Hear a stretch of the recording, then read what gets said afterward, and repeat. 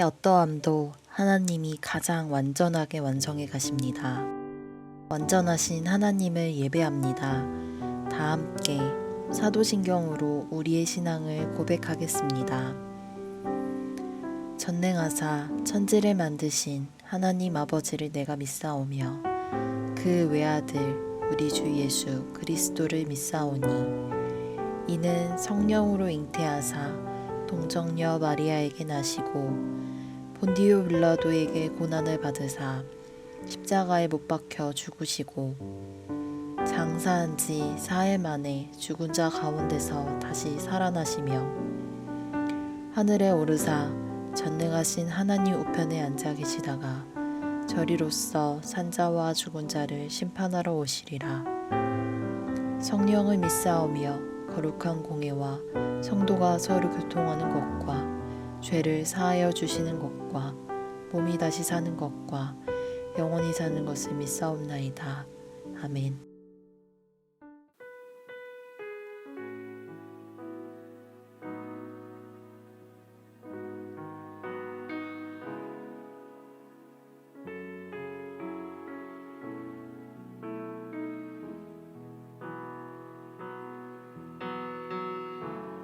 나의 소망 되신 주를 바라봅니다.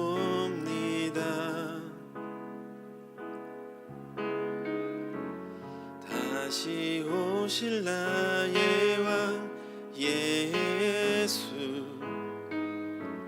주를 기다립니다.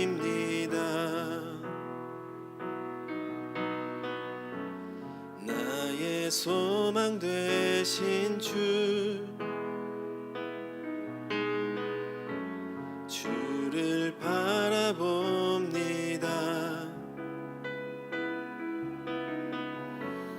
다시 오실 나의 왕 예수 주를 기다립니다. 밤이나 낮이나 어제나 오늘도 영원히 주만 찬양해.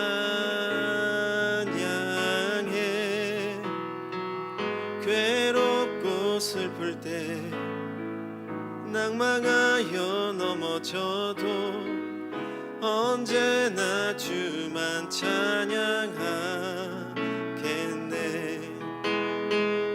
밤이나 낮이나 어제나 오늘도 영원히 주만 찬양해.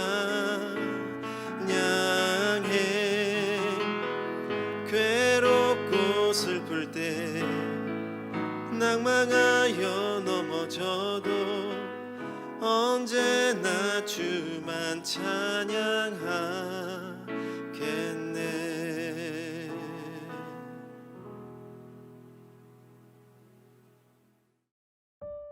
오늘 우리가 함께 나눌 말씀은 예레미야 11장 14절에서 23절 말씀입니다. 그러므로 너는 이 백성을 위하여 기도하지 말라. 그들을 위하여 부르짖거나 구하지 말라. 그들이 그 고난으로 말미암아 내게 부르짖을 때에 내가 그들에게서 듣지 아니하리라. 나의 사랑하는 자가 많은 악한 음모를 꾸미더니 나의 집에서 무엇을 하려느냐? 거룩한 제물 고기로 내 재난을 피할 수 있겠느냐? 그때 내가 기뻐하겠느냐? 여호와께서는 그의 이름을 일컬어 좋은 열매 맺는 아름다운 푸른 감람나무라 하였었으나 큰 소동 중에 그 위에 불을 피웠고 그 가지는 꺾였도다. 바알에게 분향함으로 나의 노여움을 일으킨 이스라엘 집과 유다 집의 악으로 말미암아 그를 심은 만군의 여호와께서 그에게 재앙을 선언하셨느니라.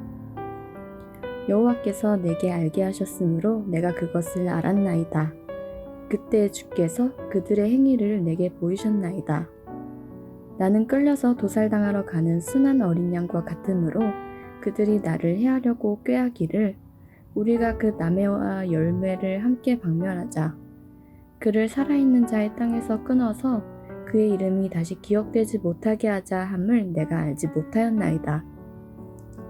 공의로 판단하시며 사람의 마음을 감찰하시는 만군의 여호와여, 나의 원통함을 주께 아뢰었사오니 그들에게 대한 주의 보복을 내가 보리이다 하였더니, 여호와께서 아나돗 사람들에 대하여 이와 같이 말씀하시되, 그들이 내 생명을 빼앗으려고 찾아 이르기를 너는 여호와의 이름으로 예언하지 말라.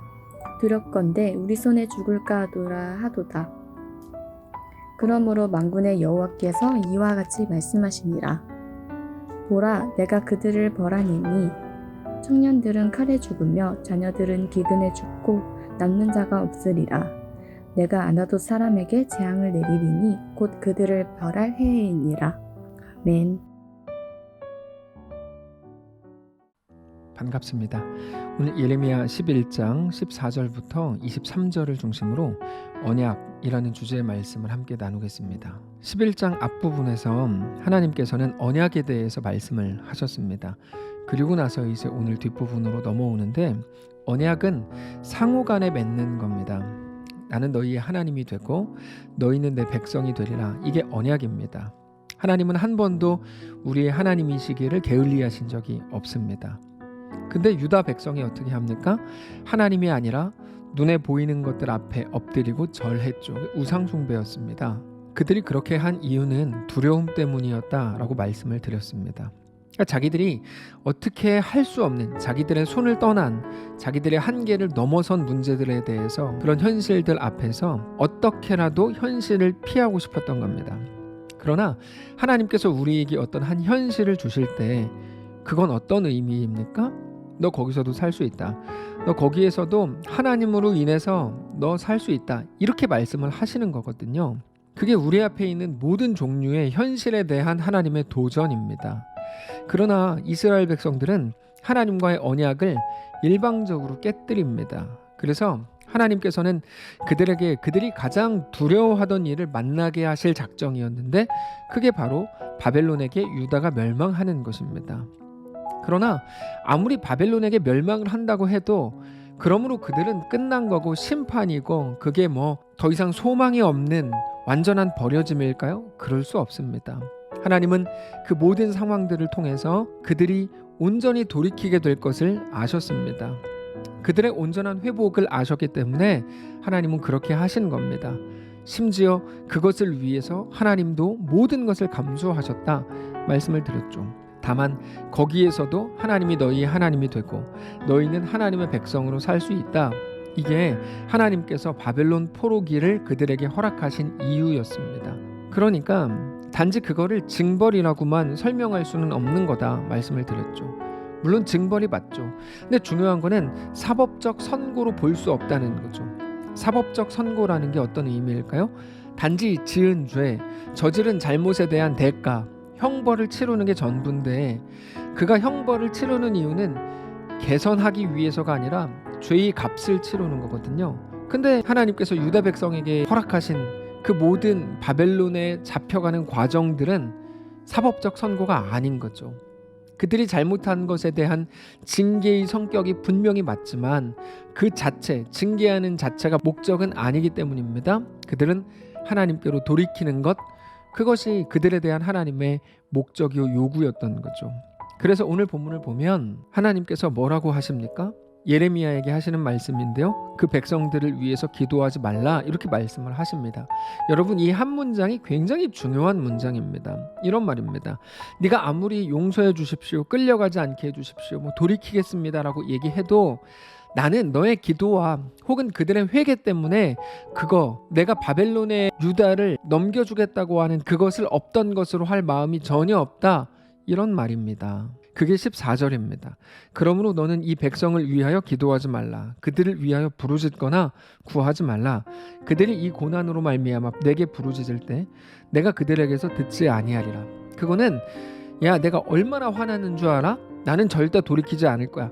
혹은 하나님도 용서하실 수 없는 악한 죄를 그들이 저질렀다, 이런 말이 아닙니다.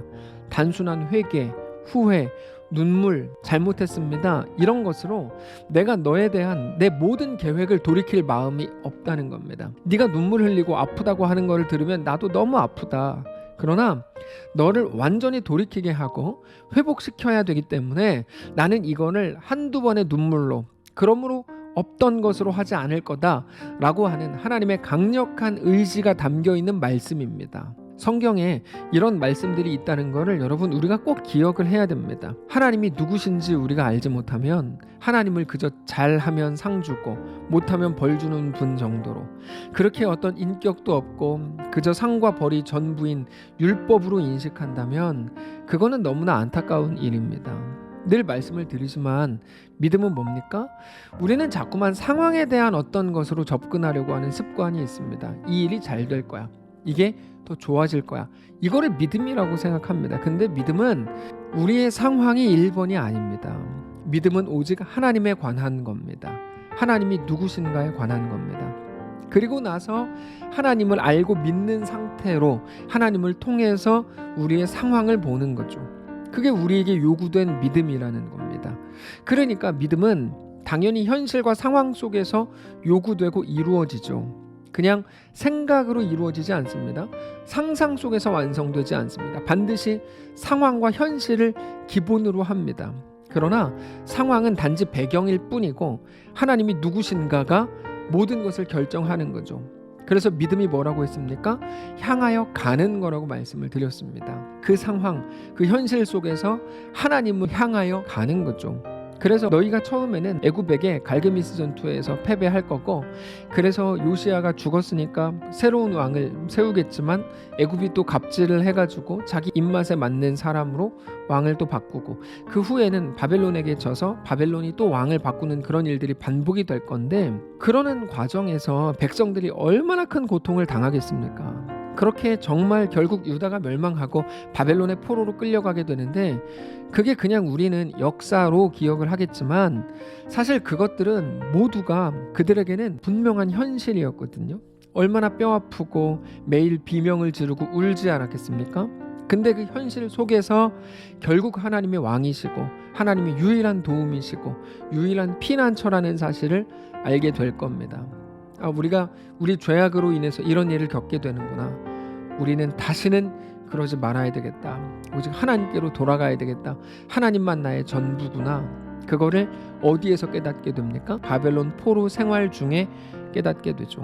단지 기도해서 순간의 고통이 사라지는 방식이 아니라 매우 긴 시간, 그것도 무려 70년을 지나는 동안에 역사적으로 확인을 하게 되는 겁니다. 하나님이 하시는 그 일을 누가 막을까요? 누가 막겠느냐는 이 말은 유다 백성 자신들도 막을 수 없다는 겁니다. 어떻게 막을 수 없어요? 단지 후회와 회개, 그리고 돌이키겠습니다, 잘못했습니다라고 하는 몇 번의 말과 눈물로 그냥 그렇게 대체될 만한 일들이 되지 못한다는 겁니다. 그들은 습관적으로 잘못했습니다를 말하지만 그 내면에는 그러므로 지금 겪게 될 일들을 면제시켜 주십시오라는 마음이 있는 거죠. 여러분, 이게 아주 미묘한 건데요. 회개가 지금 내가 당하는 고통을 면제시켜 주시고 여기를 해결해 주십시오 라는 목적으로 쓰인다면 그거는 회개일 수 없습니다. 그래서 회개는 돌이킴이라고 말씀을 드렸는데요. 돌이킴이라는 게 당장의 어려움을 겪지 않기 위한 일들이라면 그 돌이킴은 눈속임에 불과한 겁니다. 그게 오늘 본문인 겁니다.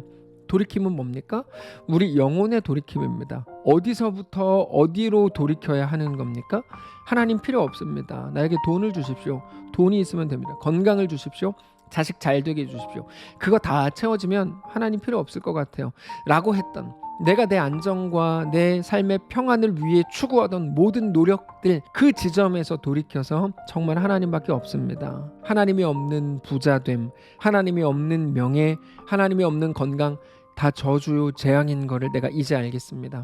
나에겐 정말 하나님밖에 없습니다 라고 하는 진심의 고백이 돌이킴입니다. 그리고 그게 회개라는 겁니다. 주님 잘못했어요 막 눈물 흘리면서 용서해 주세요, 이 벌레만도 못한 죄인이, 여러분 그게 회개가 아니고요.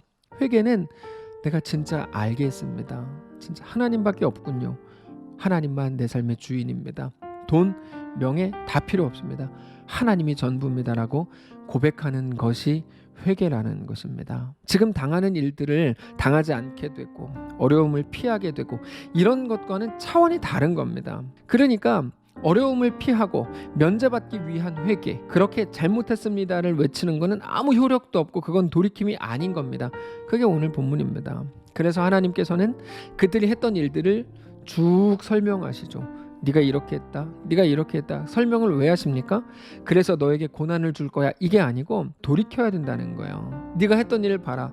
야, 그게 하나님이 왕이신 사람들의 모습이냐? 그러니까 단지 어떤 죄를 짓고 어떤 윤리적인 잘못을 하고 도덕적 흠결이 있고 이 말이 아닙니다. 네 생존을 위해 했던 모든 일들을 돌이켜봐라. 그게 하나님이 왕이신 사람의 모습이냐? 이거죠. 그거는 정상이 아니다. 제대로 된 게 아니다. 너는 이렇게 했다, 너는 저렇게 했다, 너는 돌이켜야 된다. 이런 말씀을 하시는 겁니다. 너가 잘못 가고 있었다. 나는 네가 돌이키기를 원한다. 내가 너의 하나님인 걸 알기를 원한다. 이 말입니다. 말씀을 정리하겠습니다. 사랑하는 성도 여러분, 오늘 이 말씀을 깊이 생각을 해보시기를 바랍니다.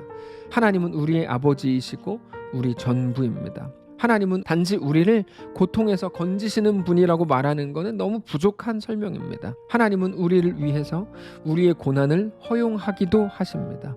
그냥 한두 마디 말로 고난을 피해가는 것은 고난이나 평안이 나에게 가장 중요한 문제다라고 주장하는 것밖에 안 됩니다. 하나님이 원하시는 것은 그런 게 아닙니다. 하나님은 정말로 우리를 얻기를 원하십니다. 그래서 돌이키라는 겁니다. 하나님께 구함으로 좋은 것들을 얻어내던 것에서 하나님이 전부입니다. 하나님이 좋은 분입니다. 하나님이 나의 왕입니다라고 정직히 고백하는 그 자리로 돌이키실 수 있기를 바랍니다. 우리 현실이 어떤 현실이든지 그게 고난이든 아무 일도 일어나지 않는 세상이 말하는 평안의 상황이든 다만 거기서 하나님이 나의 왕이시고 나의 전부이신 것을 정직히 고백하실 수 있기를 바랍니다. 그렇게 하나님은 나의 하나님이 되고 우리는 하나님의 백성으로 그 자리에서 세워지는 귀한 이번 우리의 한 주가 되시기를 주님 이름으로 축복합니다. 살아계신 하나님, 하나님이 우리의 왕이신 것을 깨닫습니다. 언제나 상황론자들, 상황 중심주의, 내가 복받은 것 같으면 잘 믿었구나, 내가 교통사고 나면 내가 무슨 잘못했나, 언제나 상황론자들이었던 우리를 불쌍히 여겨주시고 이제 어떤 상황에서조차 하나님이 내 삶의 주인입니다 고백하는 귀한 자리로 돌아갈 수 있도록 인도하여 주옵소서. 오늘 본문을 보면서 하나님께서 너 이렇게 했다, 너 저렇게 했다 말씀하시는 모든 음성들을 듣습니다. 너 그거 하나님의 백성이 할 일 아니잖아. 너 그거 하나님의 왕인 사람은 아니었잖아.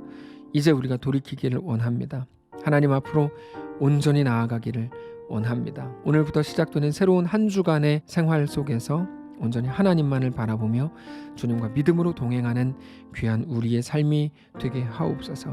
우리 주인 되신 살아계신 예수님의 이름으로 기도합니다. 아멘. 사랑하는 성도 여러분, 하나님께서 오늘 하루를 우리에게 허락하셨습니다. 오늘 말씀을 깊이 생각하시면서 어떤 자리에서 어디로 돌이켜야 할지, 하나님이 나의 왕입니다라고 매 순간 또 고백하며 오늘 하루의 시간을 지내는 귀한 우리의 오늘 그리고 이번 한 주 되시기를 축복합니다.